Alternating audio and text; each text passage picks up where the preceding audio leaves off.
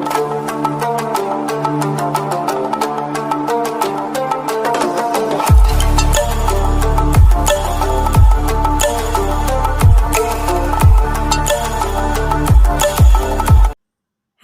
Viewers and welcome back to my channel.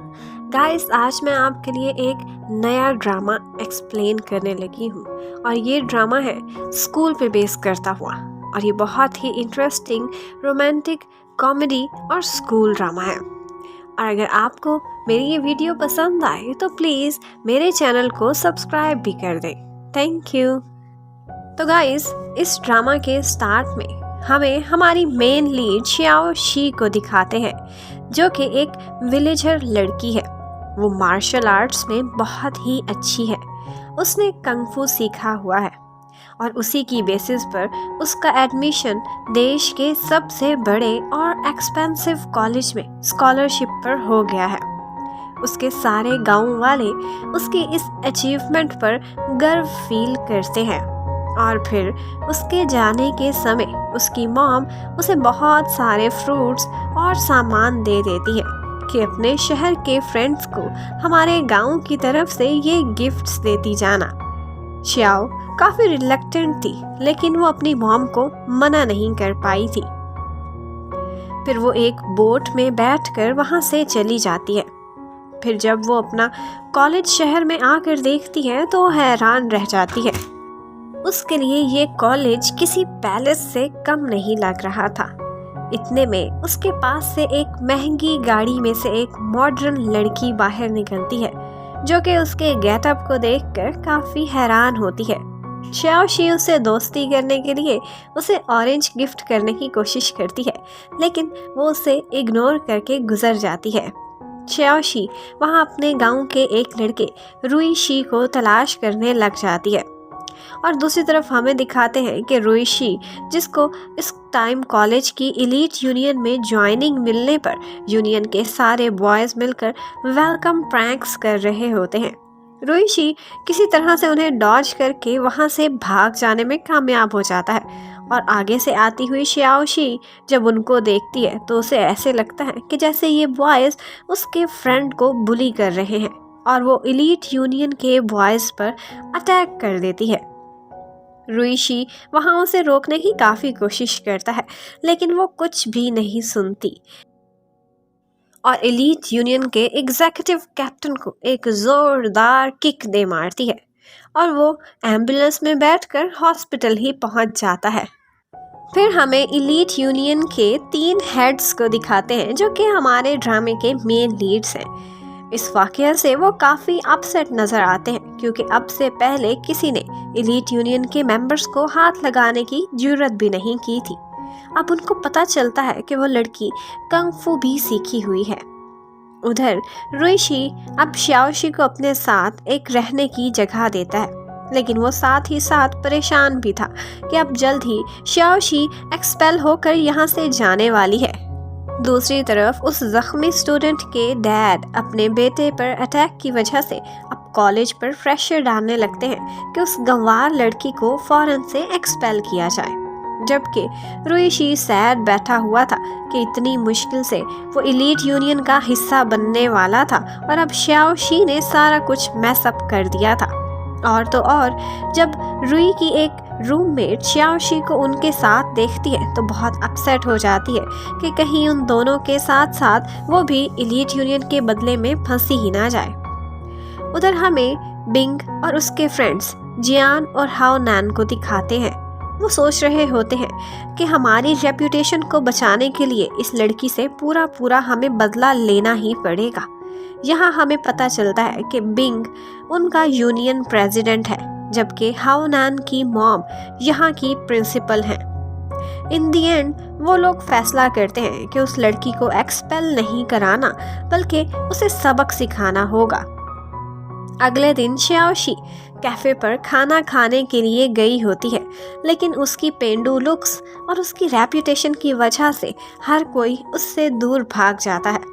वो करीब ही Bing को खाना खाते हुए देखती है तो सोचती है कि इसी लड़के से दोस्ती कर लेती हूँ। वो आकर बिंग से बातें करने लगती है। वो खुश थी कि बाकी लोगों की तरह वो उससे दूर नहीं भागा। वो उससे कहने लगती है कि ये एलीट यूनियन कैसी है, यहाँ पे कितने बुरे लोग हैं, ये खुद को क्या समझते हैं। मैंने तो उनके एक मेंबर की ठुकाई भी कर दी थी। इतने में बिंग के पेट में एकदम से दर्द होने लगता है तो श्याओशी ज़बरदस्ती उसे बिठाकर उसके हाथ के एक प्रेशर पॉइंट पर मसाज करने लगती है कि इस तरह तुम्हें आराम आ जाएगा। तो वहाँ जब बिंग की नज़र उसकी रंग बिरंगी सॉक्स पर पड़ती है तो उसे वॉमिट ही होने लगती है। फिर हमें कॉलेज की प्रिंसिपल को दिखाते हैं जो कि श्याओशी को बुलवाकर उससे सारी मार धाड़ की वजह पूछती है। श्याओशी सारी मिसअंडरस्टैंडिंग के बारे में उनको बता देती है, लेकिन इस सारे समय साथ खड़ा डीन उछलता रहता है कि इस लड़की को एक्सपेल कर देना चाहिए।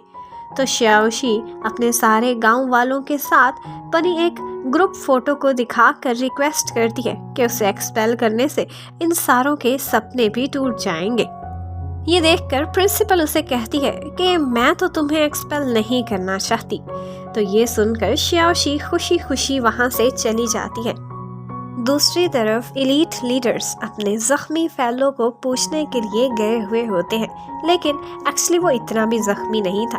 वो उससे खुद की ही सेवा कराते रहते हैं और वो खुद को क्लियर करने की इस तरह कोशिश करता है कि मैं एक लड़की पर कैसे हाथ उठा सकता था।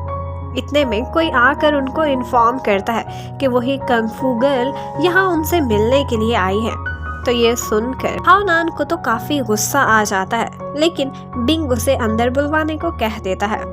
वो लोग अपने फ्रेंड को पट्टियों में बांध देते हैं और खुद छुप जाते हैं और उसे इस हालत में देखकर श्याओशी काफी गिल्टी फील करने लगती है। साथ ही ये भी कहती है कि मैंने तो अभी अपनी फुल स्ट्रेंथ यूज भी नहीं की थी, लेकिन फिर उससे सॉरी भी करती है। वो कहता है कि ऐसे नहीं, गाना गा के डांस करके माफी मांगो। तो उसे ये सब नाच गाना आता तो नहीं था, लेकिन फिर भी वो बेचारी बहुत कोशिश करती है। लेकिन आगे से वो कहता है कि तुम्हें हमारे प्रेसिडेंट बिंग से माफी मांगनी होगी।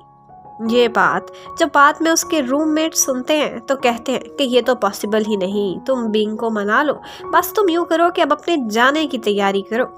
लेकिन श्याओशी अगले दिन पूरी तैयारी के साथ उससे माफ़ी मांगने के लिए जाती है। उसने अपनी पूरी स्पीच भी अपने हाथ पर लिखी हुई थी। इतने में उसे वहाँ पर बिंग दिखता है तो वो जल्दी से सीनियर फ्रेंड कहती हुई उसके पास चली जाती है और उससे कहने लगती है कि प्लीज़ उस एनोइंग खड़ूस से बिंग को ढूंढने में मेरी हेल्प कर दो। वो उसके सामने ही उसे बुरा भला कहती रहती है कि अगर बिंग यहाँ आए तो मुझे इस तरह से इशारा करके बता देना। फिर वो उसे बताती है कि मुझे ट्रेडिशनल चाइनीज़ मेडिकेशन सीखी हुई है और फिर एक हकीम की तरह वो उसकी पल्स भी चेक करने लगती है कि तुम्हें पेट में दर्द क्यों हुआ था। इतने में पास से गुजरती हुई कुछ गर्ल्स बिंग का नाम लेती हैं तो श्याओशी को सारी समझ आ जाती है कि उसने कितनी बड़ी गड़बड़ कर दी है।